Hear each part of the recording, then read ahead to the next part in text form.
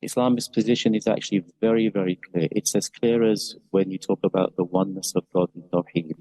It's a principle which we know as a qat'i principle, which is something which is not, it can't be interpreted in the wrong way.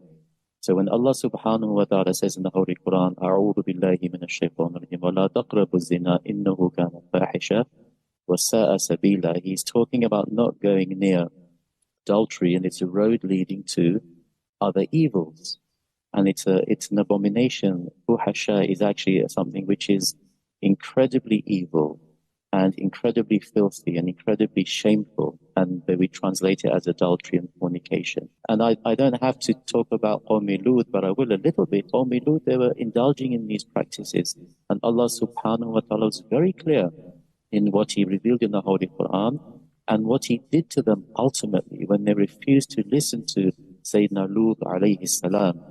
He absolutely destroyed them. He sent little, if you like, little bullets and stones upon them and cut them into pieces. It's a very, very severe punishment for a very, very severe crime. There's no argument and there's no misunderstanding. It's absolutely clear from an Islamic point. And Sheikh, just before I move on to our other esteemed guest, let me just ask you specifically, what are the harms, as far as Islam is concerned, about this particular lifestyle? You see, look, there's lots of medical harms, a lot of spiritual harms, but ultimately the biggest harm is you're corrupting the community to such an extent whereby Allah will become extremely, extremely angry.